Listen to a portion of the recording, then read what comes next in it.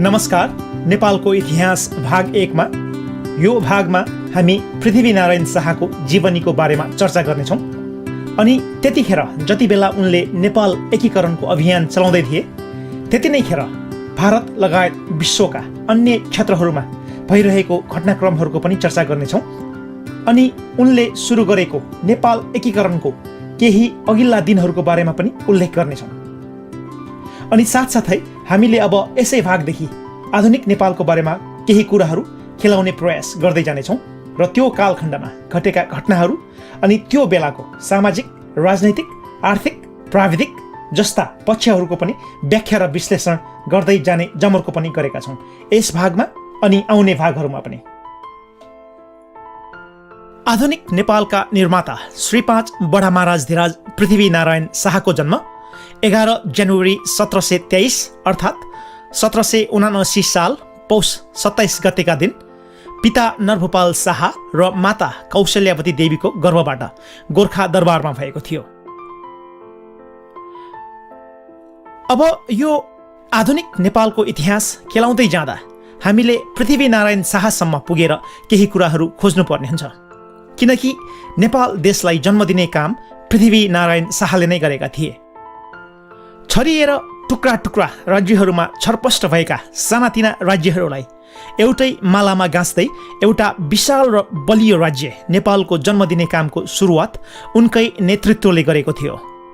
हुन त नेपाल एकीकरणको थालनी उनले गरे तापनि यो सम्पूर्ण नेपाल एकीकरण गर्ने मौका भने उनले पाएनन्, किनकि सन् 1775 करिब 52 वर्षको हुँदा उनको निधन भयो र त्यो सँगै उनका छोरा राजा प्रताप सिंह शाह, त्यस पछाडि उनकी बुहारी रानी राजेन्द्र लक्ष्मी देवी शाह अनि उनका अर्का छोरा बहादुर शाह हुँदै मुख्तियार भीमसेन थापासम्म नेपाल एकीकरणको सिलसिला जारी रहेको इतिहासले बताउँदछ। अनि त्यस पछाडि नेपालले ब्रिटिस इस्ट इन्डिया कम्पनीसँग युद्ध खेप्नु पर्यो र सुगौली सन्धि भयो। फलस्वरूप नेपालले आफूले जितेका धेरै भूमिहरू गुमाउनु पर्यो र मेचीदेखि महाकालीसम्मको सिमानामा खुम्चिन बाध्य हुनु पर्यो। र धेरै पछि जङ्गबहादुर राणाले 1857 को ब्रिटिस इस्ट इन्डिया कम्पनीको सिपाही विद्रोहमा उल्लेख्य योगदान दिए बापत पश्चिम नेपालका 4 जिल्लाहरू बाँके, बर्दिया, कैलाली र कञ्चनपुर प्राप्त गरेर पश्चिममा महाकालीदेखि पूर्वमा मेचीसम्म फैलिएको जुन हामी नेपाल भन्छौँ त्यो सिमाना नै सीमाङ्कित हुन पुगेको हो। अब कुरा गर्दै जाँदा सुरुवात कहाँबाट भयो भन्ने प्रश्न आउँछ र सुरुवात पृथ्वीनारायण शाहबाट भयो। पृथ्वीनारायण शाह छरिएर रहेका 24 राज्यहरू मध्येको एउटा सानो राज्य गोर्खाका राजा थिए। अनि त्यतिखेरको राजनैतिक भूगोल हेर्ने हो भने नेपाल अहिलेको जस्तो पक्कै थिएन। विभिन्न सानातिना राज्यहरू यत्रतत्र छरिएर रहेको स्थितिमा थियो र काठमाडौँ उपत्यका आफैमा 3 शक्तिशाली राज्यहरूमा विभाजित थियो, कान्तिपुर, पाटन र भातगाउँ। र यी तीनै राज्यहरूलाई मल्ल राजाहरूद्वारा राजकाज गरिन्थ्यो त्यतिखेर। त्यसै गरी काठमाडौँ उपत्यकाभन्दा दक्षिणपट्टि र पूर्वतिर मकवानपुर, चौदण्डी र विजयपुर जस्ता राज्यहरू ठुला ठुला राज्यहरू थिए। अनि मकवानपुरको उत्तरमा सिमाना काठमाडौँ उपत्यकाका राज्यहरू थियो भने तलपट्टि नारायणी तथा कमला नदी बीचको भित्री मधेस अनि तराईका क्षेत्रहरू मकवानपुर राज्यको सिमानाभित्र पर्दथ्यो। त्यसै गरी चौदण्डी राज्य तराईका सप्तरी लगायतका भूभागहरू अनि भित्री मधेसका उदयपुर लगायत पहाडका वल्लो किराँत र माझ किराँत जस्ता अहिलेको सोलुखुम्बु, ओखलढुङ्गा, खोटाङ, भोजपुर, उदयपुर आदि जस्ता ठाउँहरू अरुण खोलासम्म फैलिएको स्थितिमा रहेको थियो चौदण्डी राज्य भने। त्यसै गरी विजयपुर राज्य भने उता अरुण खोलाभन्दा पूर्वपट्टि पहाडी भूभागको पल्लो किराँत साथसाथै मोरङ तराईका भूभागहरू पर्दथे उता टिस्टा नदीसम्म। र यो चौदण्डी र मकवानपुर राज्य विजयपुर राज्यबाटै अलगिएको थियो अलि अगाडि र तीनै राज्यहरूलाई सेन राजाहरूद्वारा राज्य गरिन्थ्यो र उनीहरूलाई हिन्दूपति भन्ने गरिन्थ्यो।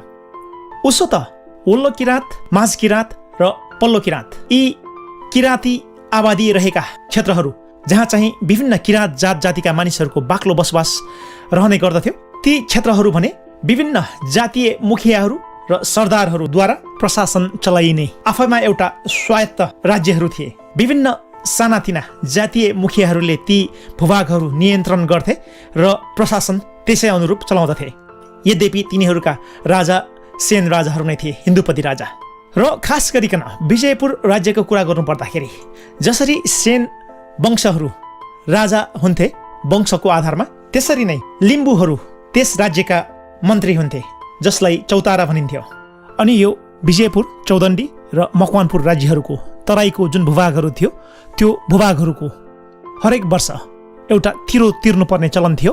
केही पैसा र केही हात्तीहरू यो बङ्गालको नवाबहरूलाई, जुन चाहिँ परापूर्वकालदेखि नै यो मुगल साम्राज्य हुँदाखेरि नै तिर्नुपर्ने एउटा जुन परिपाटी थियो त्यो कायमै थियो। र त्यो तिरो तिर्थे त्यतिखेरका सेन राजाहरूले पूर्णियाका प्रशासकहरू मार्फत बङ्गालका नवाबलाई। त्यसै गरी काठमाडौँ उपत्यकाको पश्चिमपट्टि विभिन्न 24 राज्यहरू गण्डकी क्षेत्रको वरपर फैलिएर रहेको थियो, जसमा गोर्खा, कास्की, लमजुङ, पल्लो नुवाकोट, धोर, तनहुँ, पाल्पा जस्ता राज्यहरू पर्दथे। अनि त्यसै गरी कर्णाली नदीका वरपरका भूभागहरूमा सल्यानदेखि बझाङ राज्यसम्म 22वटा ससाना स्वतन्त्र राज्यहरू स्थापित भइसकेका थिए, जसमा जुम्ला, डोटी, जाजरकोट, बाजुरा, दैलेख, दाङ, सल्यान, सिमीकोट, रुकुम आदि जस्ता राज्यहरू पर्दथ्यो, जसलाई खास गरिकन राजपूत तथा विभिन्न अन्य जात जातिका राजाहरूले राज्य गर्ने गर्दथे। र त्यसै गरी महाकाली पारी भने कुमाऊ, अनि त्यो पारी गढवाल र त्योभन्दा पनि अझ पश्चिममा काङ्गडा राज्यहरू थिए। अब पृथ्वीनारायण शाहको पारिवारिक पृष्ठभूमिको बारेमा अलिकति चर्चा गरौँ। पृथ्वीनारायण शाहका बुवा थिए राजा नरभूपाल शाह, अनि उनकी आमा थिइन् रानी कौशल्यावती देवी, जो पाल्पाको राजा गन्धर्वसेनकी छोरी थिइन्। र उनकै कोखबाट पृथ्वीनारायण शाह र दलमर्दन शाहको जन्म भएको थियो। र राजा नरभूपाल शाहका अन्य रानीहरू पनि थिइन्। र अन्य रानीहरूको कुरा गर्नु पर्दाखेरि चन्द्रप्रभावती, जो गोरखपुर खाँची राज्यकी राजकन्या थिइन् र उनको गर्भबाट कुनै सन्तान भएको थिएन। त्यस्तै गरी नरभूपाल शाहकी अर्की रानी थिइन् सुभद्रावती, जो तनहुँ राज्यकी थिइन् र उनको कोखबाट महदमकृति शाह र दलजित शाहको जन्म भएको थियो। र त्यसै गरी अर्की रानी थिइन् बुद्धिमती, जो पर्वतकी थिइन् र उनको गर्भबाट सुरप्रताप शाहको जन्म भएको थियो। र यसरी पृथ्वीनारायण शाहका 5 दाजुभाइहरू पृथ्वीनारायण शाह, महदमकृति शाह, दलमर्दन शाह, दलजित शाह र सुरप्रताप शाहलाई त्यतिखेर 5 पाण्डवको अवतारको रूपमा पनि हेर्ने गरिन्थ्यो। अनि पृथ्वीनारायण शाहकी रानीहरूको पनि कुरा गरौँ। उनकी रानीहरू थिइन् इन्द्रकुमारी देवी, जो मकवानपुर राज्यका राजा हेमकर्णसेनकी छोरी थिइन्। त्यस्तै उनकी अर्की रानी थिइन् नरेन्द्र राज्यलक्ष्मी देवी, जो बनारसका राजपूत अभिमान सिंहकी छोरी थिइन् र उनकै कोखबाट राजा प्रताप सिंह शाह र बहादुर शाहको जन्म भएको थियो। त्यस्तै पृथ्वीनारायण शाहकी अन्य रानीहरू इच्छावती देवी र दयावती देवी पनि थिइन्। जब पृथ्वीनारायण शाहको जन्म भयो 1723मा, गोर्खा एउटा सानो राज्य थियो अन्य राज्यको तुलनामा। गोर्खा राज्यलाई उत्तरपट्टि हिमालले तिब्बतसँग छुटाउँदथ्यो र त्यसै गरी पश्चिमपट्टि मर्स्याङ्दी नदीले अन्य 24 राज्यहरूसँग छुट्याउँदथ्यो भने उता दक्षिणपट्टि त्रिशुली नदीले पाटन र तनहुँसँग छुटाउँदथ्यो। अनि त्यसै गरी पूर्वपट्टि त्रिशुली नदीले नै नुवाकोटसँग छुटाउँदथ्यो र नुवाकोट कान्तिपुर राज्यको एउटा प्रान्त थियो। र नुवाकोटको कुरा गर्नु पर्दाखेरि नुवाकोट कान्तिपुर राज्यको प्रान्त मात्र नभएर नुवाकोट तिब्बतसँग व्यापार हुने एउटा प्रमुख व्यापारिक मार्ग, केरुङको मूलबाटोमा पर्ने एउटा प्रमुख किल्ला रहेको थियो नुवाकोट। त्यसैले पनि नुवाकोट रणनीतिक हिसाबले एकदमै महत्त्वपूर्ण ठाउँ थियो गोर्खाको लागि। र अब हामी फेरि फर्क्यौँ 1723मा, जतिखेर पृथ्वीनारायण शाहको जन्म भयो। उनको जन्म गोर्खा राज्यको दरबार गोर्खा दरबारमा भएको थियो र गोर्खा दरबार अहिले पनि सुरक्षित छ एउटा सङ्ग्रहालयको रूपमा। अनि पृथ्वीनारायण शाहको जन्म भइसकेपछि उनको लालन पालनको जिम्मा रानी चन्द्रप्रभावतीले नै लिएको देखिन्छ। र हामी अहिले पनि गोर्खा दरबार सङ्ग्रहालयमा गएर पृथ्वीनारायण शाह जन्मेको कोठा, उनलाई नुहाइएको ढुङ्गा, उनलाई राखिएको ढुङ्गा, उनले तापेको अगेना आदि इत्यादि अनि गोरखकाली मन्दिर पनि त्यहाँ हामी दर्शन गर्न सक्छौँ गोर्खा दरबारमा। र त्यहाँ रहेका अन्य कुराहरूको पनि हामी निरीक्षण र अवलोकन गर्न सक्छौँ अहिले पनि। र यसरी पृथ्वीनारायण शाहको जन्म भयो गोर्खा दरबारमा। अनि त्यस पछाडि उनी बिस्तारै बढ्दै गए। उनको बाल्यकाल अब बिस्तार सुरु भयो र त्यस पछाडि पृथ्वीनारायण शाह बिस्तार हुर्कदै गए। 1 वर्ष, 2 वर्ष, 3 वर्ष, 4 वर्ष, 5 वर्षको भए उनी। अनि 5 वर्षमा उनलाई विधिवत रूपमा अक्षरारम्भ गराइएको थियो र उनको लालन पालन र हेरचाहमा रानी चन्द्रप्रभावतीकै ठुलो हात देखिन्छ। अनि यसरी पृथ्वीनारायण शाह बिस्तारै हुर्कदै गए गोर्खा दरबारमा। र उनको बाल्यकाल एकदमै सरल रहेको देखिन्छ। उनी आफ्नो बाल्यकालमा दरौदी खोलामा गएर पौडी खेल्ने, अनि त्यहाँ बगरमा गएर दौडिने, साथसाथै त्यहाँको खेतबारीहरूमा गएर उखु रोप्ने जस्ता क्रियाकलापहरू उनले बचपनमा आफ्नो बाल्यकालमा गरेको देखिन्छ। र त्यसरी उनी बिस्तारै हुर्किँदै गए। अनि त्यस ताकाका छिमेकी राज्यहरू लमजुङ, तनहुँ, कास्की आदिका राजकुमारहरू ठाँटबाँट, दुर्व्यसन, भोगविलासहरूमा धेरै रमाएका र त्यसै हिसाबले हुर्कदै गएका देखिन्छन् भने पृथ्वीनारायण शाह अलि भिन्न नै देखिन्छन्। मेहनती, लगनशील, परिश्रमी र युवराज नै भए पनि एउटा साधारण र सरल जीवन देखिन्छ उनको चाहिँ। र 1732सम्म आइपुग्दा उनी करिब 10 वर्षका भए र त्यतिखेर उनलाई भक्तपुरमा पढ्नको लागि पठाइएको थियो र उनले भक्तपुरमा गएर राजा रणजित मल्लका छोरा वीर नरसिंह मल्लसँग मित पनि लगाएका थिए त्यतिखेर। र उनले त्यहाँ करिब 3 वर्ष बिताए र ती 3 वर्षहरूमा भक्तपुरको साथसाथै नेपाल उपत्यकाको बारेमा पनि उनले धेरै कुराहरू बुझ्ने मौका पाए। र 1736मा करिब उनी 13-14 वर्षका भए र उनी गोर्खा फर्के। र त्यही साल राजा नरभूपाल शाहले नुवाकोटलाई आक्रमण गरे, तर सफलता हात परेन। र त्यतिखेर नुवाकोटलाई आक्रमण गर्दाखेरि त्यतिखेर गोर्खाली सैनिकका काजी छन् जयन्त राणा मगर। र त्यो हारलाई लिएर नरभूपाल शाहले काजी जयन्त राणालाई पदमुक्त गरिदिएका छन् त्यतिखेर।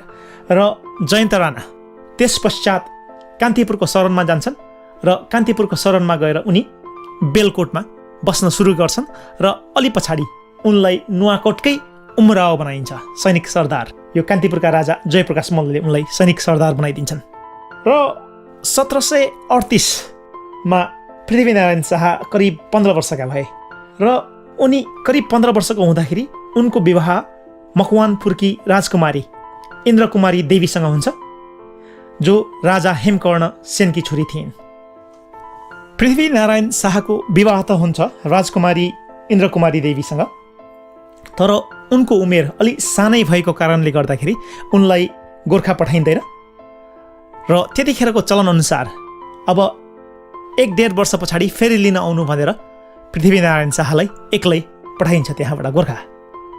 अनि फेरि त्यसको केही 1-8 वर्षपछि पृथ्वीनारायण शाह फेरि फर्किन्छन् आफ्नो नवविवाहित दुलहीलाई लिन, जसलाई डोला भनिन्थ्यो त्यतिखेरको भाषामा। र पृथ्वीनारायण शाह मकवानपुर जान्छन् आफ्नी डोलालाई लिनको लागि। र त्यतिखेर मकवानपुरका राजा हेमकर्ण सेनले उनकी छोरीलाई 9 लाखे हार पनि लगाइदिएका हुन्छन् र उनलाई एउटा मात्र दाँत भएको हात्ती, एकदन्ते हात्ती, जसलाई चाहिँ एकदमै गणेशको अवतार र लक्षण, एकदमै लक्षणको हात्ती भनेर भन्ने गरिन्थ्यो त्यतिखेर, त्यसमा राखेर अन्माइदिन्छन्। र सोही अनुरूप पृथ्वीनारायण शाहको बुझाइ चाहिँ उनलाई त्यो 9 लाखे हार र एउटा दाँत भएको हात्ती उनको दाइजोको रूपमा आएको र पृथ्वीनारायण शाहकै हुनुपर्ने भन्ने उनको बुझाइ हुन्छ भने उता हेमकर्ण सेनका छोरा दिग्बन्धन सेन भने यो कुरामा सहमत हुन सक्दैनन्।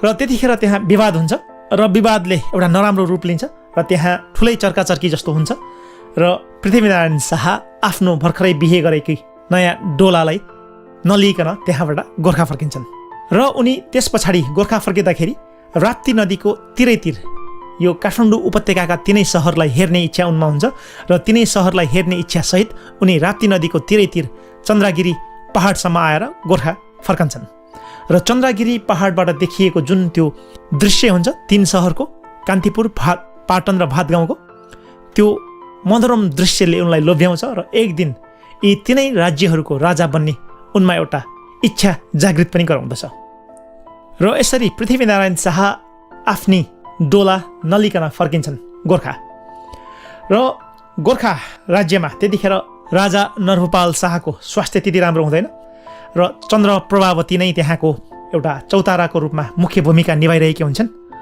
र उनले मकवानपुर राज्यको सेखी झार्नको निम्ति आफ्नो माइती गाउँ गोरखपुरबाटै एउटा राजपूत कन्यालाई गोर्खामा मगाउँछन् र पृथ्वीनारायण शाहलाई विवाह गरिदिन्छन् 1740मा जतिखेर उनी लगभग 17 वर्षका भए र उनै कन्या गोरखपुरका राजपूत अभिमान सिंहकी छोरी थिइन् र उनै रानी नरेन्द्र राज्य लक्ष्मी देवी शाह हुन्छन् र उनकै गर्भबाट राजा प्रताप सिंह शाह र बहादुर शाहको जन्म हुन्छ र बिस्तारै राजा नरभूपाल शाहको स्वास्थ्य स्थिति बिग्रदै गएर सन् 1743मा 3 अप्रिल 1743मा उनको मृत्यु हुन्छ र उनको मृत्युसँगै पृथ्वीनारायण शाह गोर्खाका राजा बन्छन् र त्यसै मृत्युसँगै राजा नरभूपाल शाहकी सम्पूर्ण रानीहरू सती जान्छन् जसमा रानी चन्द्रप्रभावती पनि हुन्छन्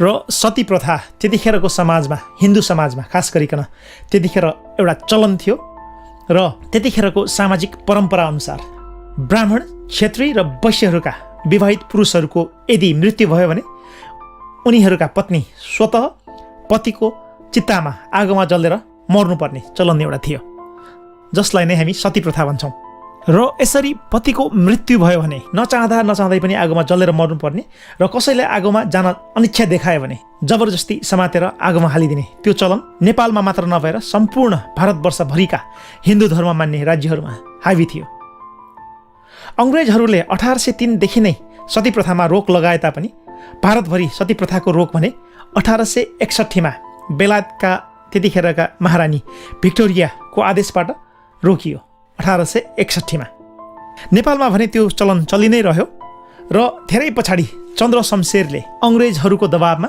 1920मा मात्र सती प्रथालाई उन्मूलन गरे र सती प्रथालाई पृथ्वीनारायण शाह जस्ता एउटा शक्तिशाली राजाले पनि रोक लगाउन सकेनन् न कि त जङ्गबहादुर जस्ता एउटा शक्तिशाली शासकले पनि सती प्रथाको अन्त्य नै गर्न सके यसरी सती प्रथा नेपाली समाजमा धेरै वर्षसम्म एउटा कुप्रथाको रूपमा हावी भएर बसि नै रह्यो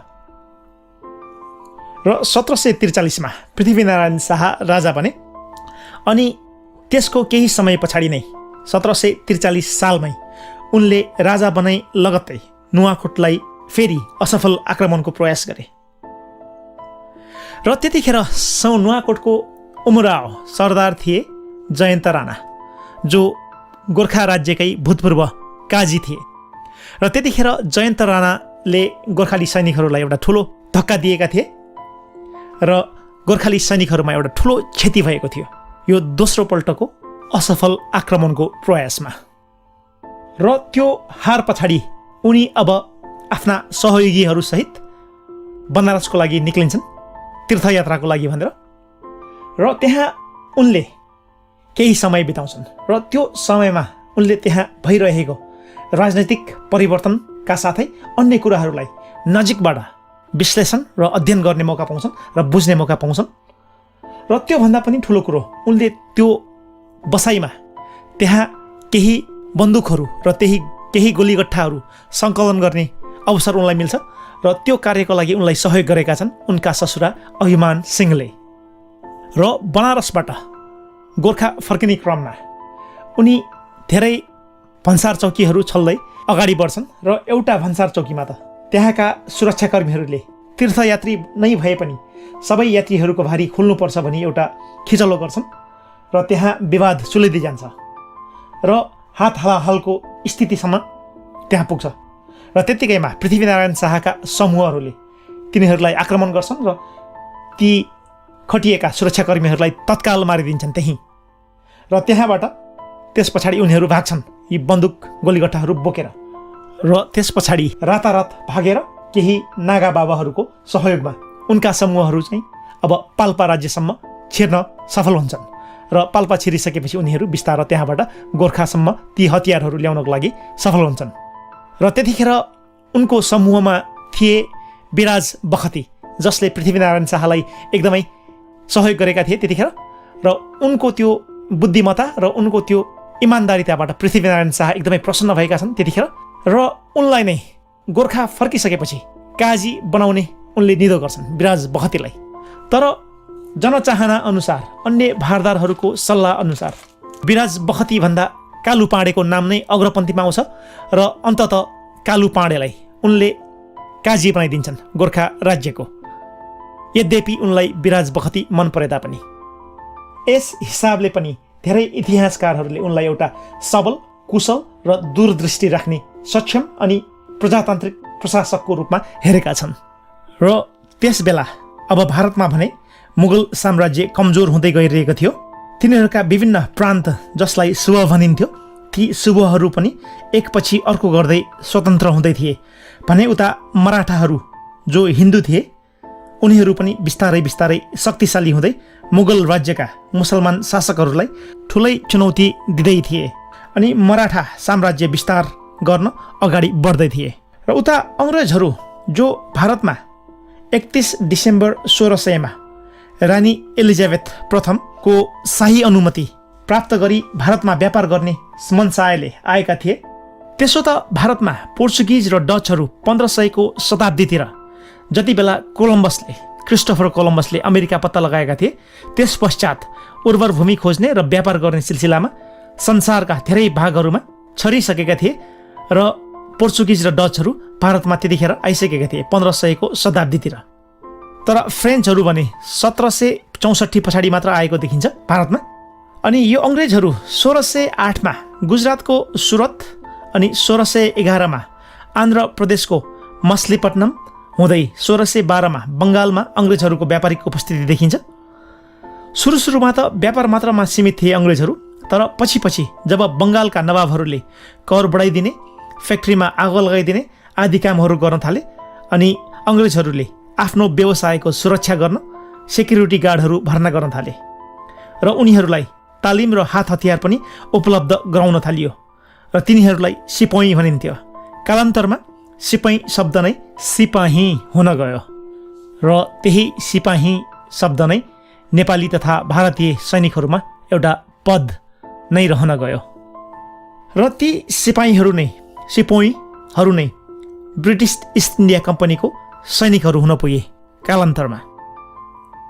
र 1757 पलासेको लडाईँ र 1764 बक्सरको लडाईँबाट 1765 ब्रिटिस प्रेसिडेन्सीको सुरुवात भयो।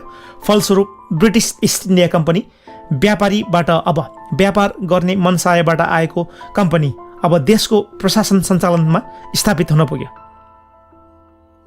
र बङ्गालमा बिस्तारै नवाब र निजामको शासनको अन्त्य हुन पुग्यो अनि बिस्तारै उनीहरूको राज्य विस्तार भारतभरि नै हुन पुग्यो। र त्यसै गरी हाम्रो उत्तरको छिमेकी चीनमा भने 1644 देखि क्विङ साम्राज्य सुरु भयो। क्विङ वंशको त्योभन्दा अगाडि चीनमा मिङ साम्राज्य थियो र मिङ साम्राज्यको कुरा गर्नु पर्दाखेरि मिङ धेरै पुरानो साम्राज्य थियो। मिङ सभ्यता मिङ वंश र मिङ वंश 276 वर्षसम्म चल्यो। 1368 देखि सुरु भएको मिङ साम्राज्य 1644 सम्म मिङ साम्राज्य थियो र त्यस पछाडि क्विङ साम्राज्य भयो। र यो मिङ साम्राज्यको बेलामा ग्रेट वाल अफ चाइनालाई पुनः पर्खाल लगाइएको छ। जुन अहिले हामीले देख्न सक्ने भागहरू पर्खालको अहिले जुन धेरै भागहरू छ जुन देखिने भागहरू यो मिङ साम्राज्यकै बेलामा यसलाई पुनर्निर्माण गरिएको थियो। यद्यपि यो पर्खाल मिङ साम्राज्यभन्दा धेरै अगाडि लगाइएको पर्खाल थियो र 1644 देखि सुरु भएको क्विङ साम्राज्य भने चीनमा 1912सम्म रहिरह्यो। र त्यस्तै गरी युरोपमा भने युरोपका शक्तिहरू बेलायत, फ्रान्स, स्पेन, पोर्चुगिज, डच, प्रुरेसिया जस्ता शक्तिहरू एक आपसमा लडाउने त्यो क्रम त्यहाँ जारी थियो र उनीहरू आफ्नो शक्ति केन्द्रलाई युरोपमा मात्र सीमित नराखिकन उनीहरू युरोपभन्दा बाहिर निस्किन थालिसकेका थिए। फलस्वरूप उनीहरू भारतमा पनि आइसकेका थिए र त्यसै गरी उनीहरू अमेरिका, यो नर्थ अमेरिका र साउथ अमेरिका अनि अफ्रिकामा उनीहरूको उपस्थिति बाक्लो भइसकेको थियो।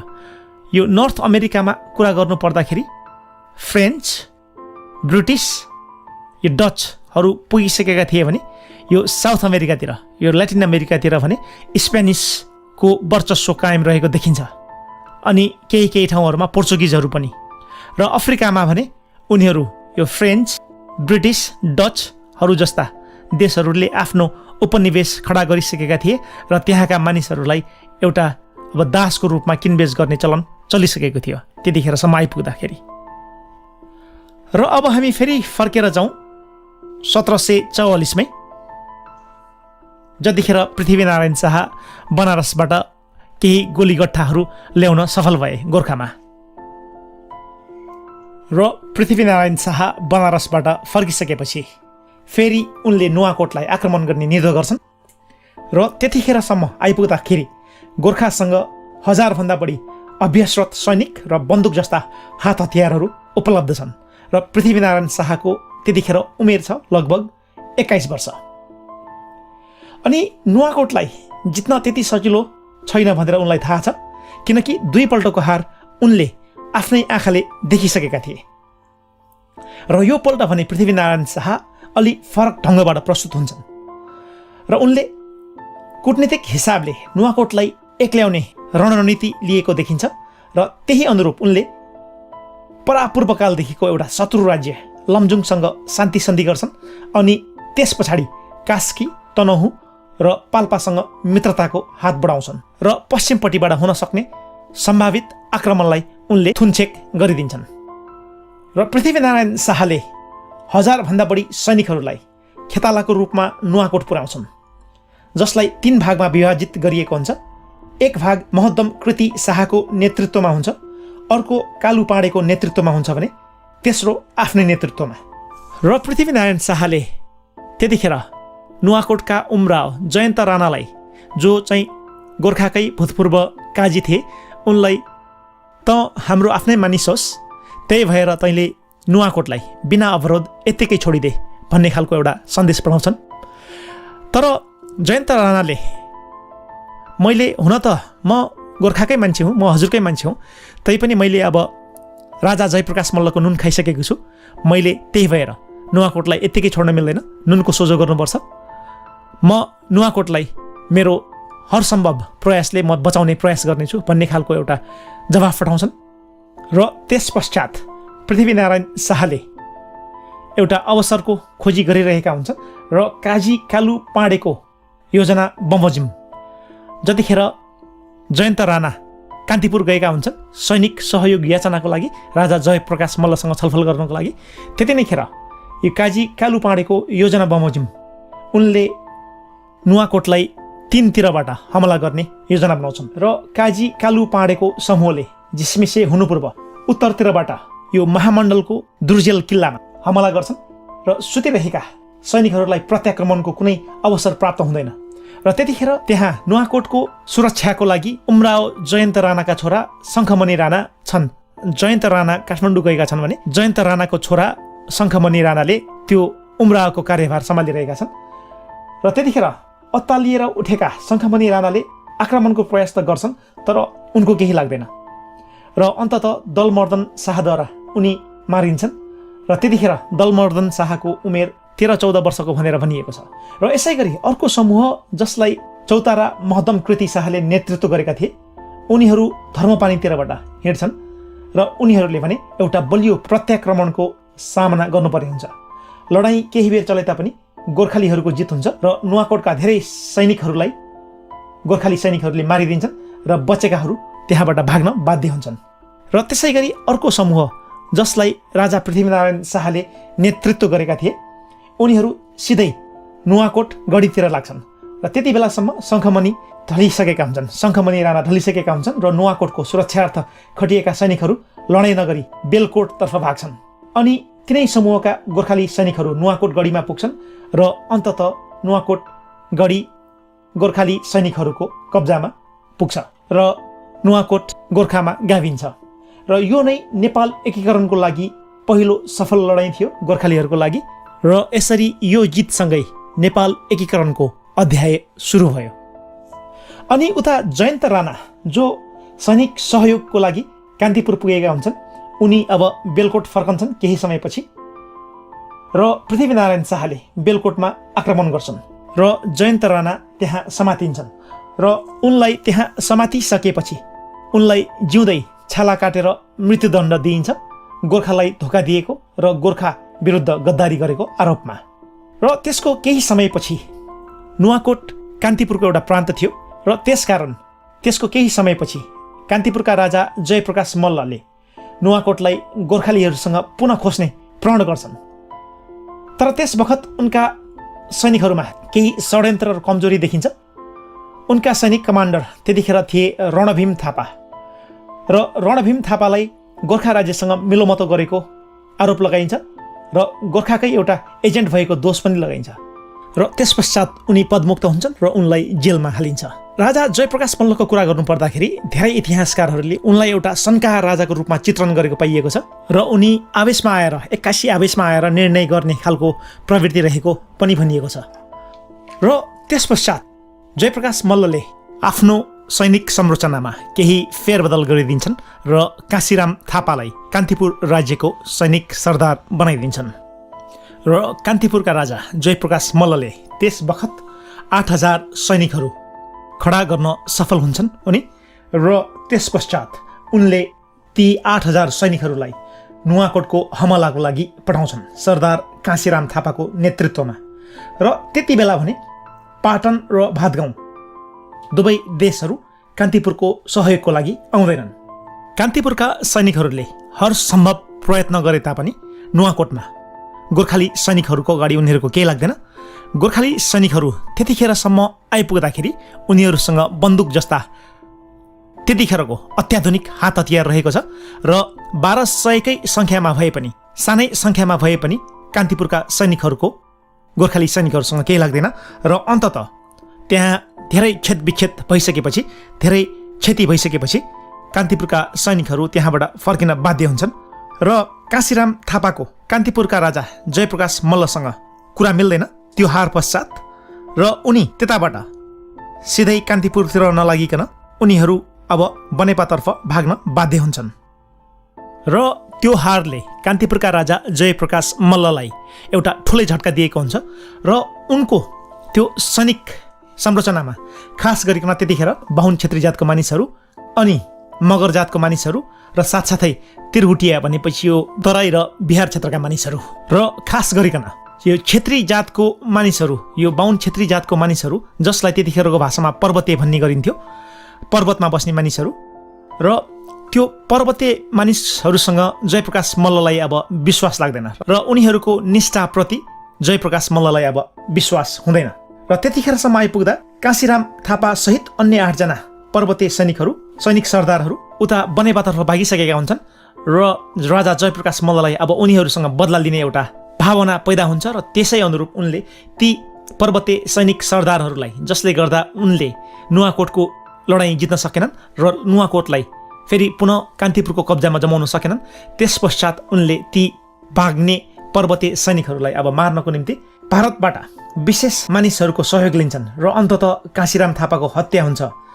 अनि काशीराम थापाको हत्या पश्चात उनका भाइ परशुराम थापा जो कान्तिपुर राज्यकै सैनिक सरदार हुन्छन् अर्को उनलाई आफ्नो दाजुलाई यसरी कान्तिपुरका राजा जयप्रकाश मल्लले बिना कारण यत्तिकै दोष लगाएर मारेकोमा उनलाई चित्त बुझ्दैन र उनी आफ्नो दाजुको हत्याको बदला लिनको निम्ति अब कान्तिपुरका राजा जयप्रकाश मल्ल विरुद्ध विद्रोह गर्न थाल्छन् र यसरी गोर्खालीहरूले नुवाकोट आफ्नो हातमा पारे नुवाकोटलाई जिते र कान्तिपुरका सैनिकहरूसँग बचाइराखे र यो जित नै गोर्खालीहरूको लागि एउटा ठुलो जित थियो र नेपाल एकीकरणको लागि एउटा पहिलो जित थियो र अब यसबाट नै गोर्खालीहरूको नेपाल एकीकरणको यात्रा अब आरम्भ भयो।